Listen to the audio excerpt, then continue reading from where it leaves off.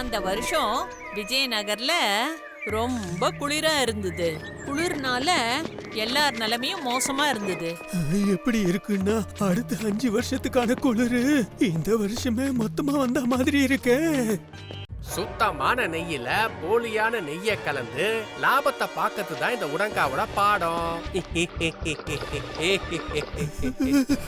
நீங்க என்ன பண்றீங்க முதலாளி?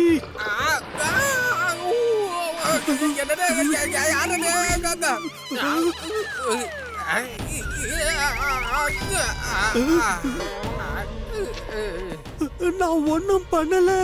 என்னோட நெய் மொத்தத்தையும் நீ கொட்டிட்ட, சிறுக சிறுக சேமிச்சு. அப்புறம் நீ ஒண்ணுமே பண்ணல நான் சொல்றேன். இப்ப இத சுத்தம் பண்ண போறது யாரு? அது நான் இப்ப பேசுறத நிறுத்திட்டு நீ வேலைய பாரு. வாடிக்கையாளர்கள் வரப்போறாங்க. கடையோட நிலைமைய பார்த்துட்டு ஒருவேளை வாடிக்கையாளர்கள் அப்படியே போயிட்டாங்கன்னா அப்புறம் பெரிய நஷ்டம் ஏற்பட்டுரும். சிறுக சிறுக சேமிச்சு.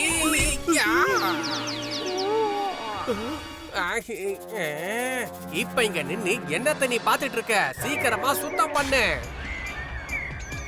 உடாங்கா ரொம்ப சத்தம் போடுறத கேட்டுட்டு சில பேர் அங்க வந்துட்டாங்க. அப்புறம் அதுல ஒருத்தர் மகா மந்திரி சாரங்காவும் இருந்தாரு. உடாங்கா எந்த அளவுக்கு புத்திசாலி அப்புறம் தந்திரமானவனோ சாரங்காவும் அந்த அளவுக்கு புத்திசாலி. அவர் நியாய தர்மத்துக்காக அந்த ராஜ்யம் முழுக்க போக நினைச்சாரு. துணியை எடு, எல்லாத்தையும் நல்லா சுத்தம் பண்ணு. சிறுக சிறுக சேமிச்சு. துணியா? அத நான் எங்க இருந்து கொண்டு வர்றது? நீ என்ன போட்டுக்கிட்டு இருக்க? குர்தா. இந்த குர்தாவை கழட்டி அதை வச்சு நீ சுத்தம் பண்ணு. ஆனா என்கிட்ட இந்த ஒரு குர்தா தான் இருக்கு. அப்புறம் நான் என்ன போட்டுக்கிறது? அத பத்திலாம் எனக்கு தெரியாது. சீக்கிரமா பண்ணணும். எனக்கு கொஞ்சம் நஷ்டம் ஏற்பட்டா கூட நீ அவ்வளவுதான் பாத்துக்க சொல்லிட்ட. அந்த தந்திரமான உடாங்கா ரமனோட ஒரே ஒரு குர்தாவனால அந்த இடத்த சுத்தம் பண்ண சொன்னான். அப்போ சாரங்கா உடாங்காவுக்கு ஒரு பாடம் கத்து கொடுக்க நினைச்சாரு. அப்புறம் அவரு முன்னாடி வந்தாரு. நிறுத்து. மகா மந்திரியாரே, நீங்களா? நீ சொல்றது சரிதான் உடங்கா. தப்பு இந்த ரமன் மேலதான். இவர் உனக்கு நஷ்டத்தை ஏற்படுத்தி இருக்காரு. அதனால இதை இவர் சுத்தம் பண்ணி அந்த நஷ்டத்தை தீர்த்தே ஆகணும். மகா மந்திரி வாழ்க. நானும் இதத்தான் சொல்லிட்டு இருந்தேன். சிறுக சிறுக சேமிச்சு. இருப்பா, நான் இன்னும் முழுசா பேசி முடிக்கவே இல்ல. ரமன் தன்னோட குர்தாவை கழட்டி கண்டிப்பா சுத்தம் பண்ணுவாரு. அப்புறம் நீயும் இவரு போனதுக்கு அப்புறம் இவரோட குடும்ப பொறுப்பு எல்லாத்தையும் நீதான் ஏத்துக்கணும். அப்படின்னா நீ சொன்னதை நான் அப்போல இருந்து கேட்டுக்கிட்டு தான் இருந்தேன். அதாவது நீ அப்போத்துல இருந்து ரமன் கிட்ட ஒருவேளை இப்படி ஆயிடுச்சுன்னா, ஒருவேளை அப்படி ஆயிடுச்சுன்னா இப்படியே சொல்லிக்கிட்டு இருந்த. ஆனா இப்ப வரைக்கும் எதுவும் நடக்கல. அதே போல ஒருவேளை ரமன் தன்னுடைய துணியை கழட்டினதுக்கு அப்புறம் அவருக்கு குளிர் எடுத்துச்சுன்னா, அப்புறம் ஒருவேளை அவருக்கு உடம்பு சரியில்லாம போயிடுச்சுன்னா, அப்படி எல்லாம் நடக்க கூடாது. அப்படி ஒருவேளை இவருக்கு ஏதாவது ஆயிடுச்சுன்னா இவரோட குடும்ப நிலைமை என்ன ஆகும்? அவரோட குடும்பத்துல இவர் ஒருத்தர் மட்டும்தான் சம்பாதிக்கிறவரு. ஆனா இத பத்திலாம் நான் கொஞ்சம் கூட யோசிக்கவே இல்ல. அட ஆனா ஊனா எல்லாம் உடங்கா. இத சொல்லு, ரமன் இந்த கடையை இப்ப சுத்தம் பண்ணணுமா பண்ண கூடாதா? சரி ரமன், நீ உன்னோட குர்தாவை கழட்டு. அப்புறம் உடங்காவோட ஆசையை நிறைவேற்றிடு. அப்படி ஒருவேளை இவனுக்கு நஷ்டம் ஏற்பட்டுடுச்சுன்னா? இல்ல இல்ல இல்ல, எந்த நஷ்டமும் ஏற்படாது. ரமன், தப்பு எல்லாமே என் மேலதான். நீ போ, எல்லாத்தையுமே நானே சுத்தம் பண்ணிக்கிறேன்.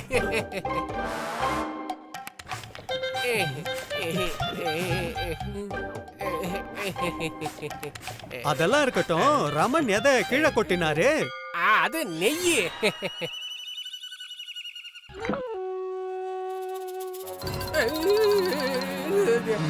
இது போலி நெய்யே. நீ நம்ம ராஜ்யத்துல போலியான நெய்ய வியாபாரம் பண்றியா? மகா மந்திரி அவர்களே, இந்த ஆளு எப்பவுமே கலப்படமான பொருட்கள் தான் எங்களுக்கு விக்கிறாரு. இப்ப புரியுது. இவரோட கலப்பட நெய்ய சாப்பிட்டுதான் எனக்கு உடம்பு சரியில்லாம போயிடுச்சு. எனக்கும் தான், என்னோட குடும்பமும் தான். உடங்கா, நீ கலப்பட நெய்ய வியாபாரம் செஞ்சு பெரிய குற்றத்தை செஞ்சிருக்க. இதுக்கான தண்டனை கிடைக்கும். என்னுடைய நியாய அடிப்படையில உனக்கு இதுக்காக 3 தண்டனை கொடுக்கப்படும். என்ன 3 தண்டனையா? மகா மந்திரி, நான் நிறைய கேள்விப்பட்டிருக்கேன் உங்களோட நியாயம் என்னைக்குமே தப்பாகாதுன்னு.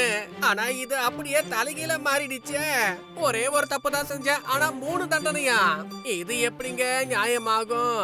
அப்படின்னா சரி, உனக்கு நிச்சயமா தண்டனை கிடைச்சே ஆகணும். உனக்கு நான் ஒரு யோசனை சொல்றேன். அதாவது நீ 3 தண்டனைகள்ல ஒரு தண்டனையை தேர்ந்தெடுத்துக்கலாம். எந்த மாதிரி 3 தண்டனைகள்? ஒண்ணு, உன் கடையில இருக்கிற மொத்த நெய்யும் நீ ஒரு ஆளே குடிக்கணும். இல்லன்னா 100 சவுக்கடி வாங்கணும். அப்படி இதுவும் வேண்டாம்னா நீ என்ன பண்ணணும்னா 1000 தங்க பொற்காசுகள் யாரெல்லாம் உன்னோட கலப்பட நெய்ய சாப்பிட்டு உடம்பு சரியில்லாம போனவங்களோ அவங்க கிட்ட கொடுக்கணும். இப்ப சொல்லு, எந்த தண்டனையை ஏத்துக்க போற? சவுக்கடி வாங்கறதுன்றது உடங்காவுக்கு முடியாத காரியம். 1000 பொற்காசுகள்ன்றது அந்த கஞ்ச கருமிக்கு ரொம்பவே அதிகமானது. ரொம்ப நேரம் யோசிச்சதுக்கு அப்புறமா அவனுக்கு என்ன தோணுச்சுன்னா, நெய்ய குடிக்கிறது தான் ரொம்ப சுலபம்னு அவன் நினைச்சான். தண்டனை ஆரம்பிக்கட்டும்.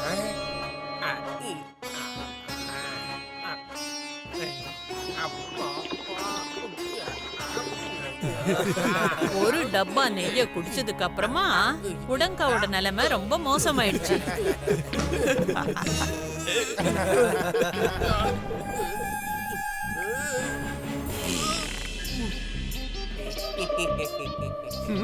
என்ன நிறுத்திட்ட?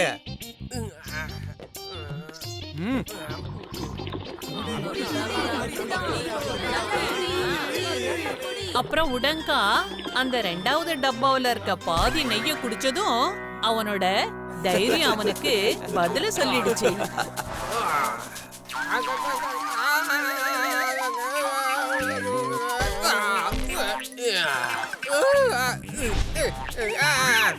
மகா மந்திரி அவர்களே, இது என்னால முடியாது. நீங்க எனக்கு தண்டனைய சவுக்கடியே கொடுத்துருங்க. ஓ விருப்பப்படியே ஆகட்டும். வீரர்களே, இவனை உள்ள கூட்டிட்டு போய் சவுக்கடி கொடுங்க. உடாங்கா சவுக்கடி தண்டனை என்னமோ ஏத்துக்கிட்டான். ஆனா அவனோட ஒல்லியான சோம்பேறியான உடம்புக்கு ஓய்வெடுக்கிற பழக்கம் தான் உண்டு.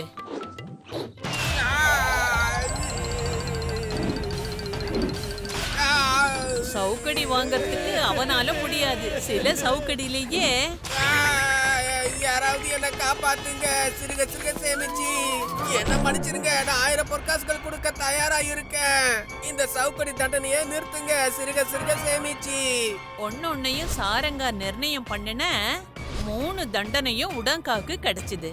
ஊர் மக்கள் எல்லாருக்கும் நியாயம் கிடைச்சது. எல்லாரும் சாரங்காவை வாழ்க வாழ்கன்னு போற்றுனாங்க. அதுக்கப்புறமா அந்த உடான்கா மறந்து போய் கூட யாருக்கும் கலப்படமான நெய்ய கொடுக்கவே இல்லை. ஆனா இப்படி ஒரு நஷ்டம் ஏற்பட்டுடுச்சே, சிறுக சிறுக சேமிச்சு. If you like this video, subscribe to our channel Murthy Media.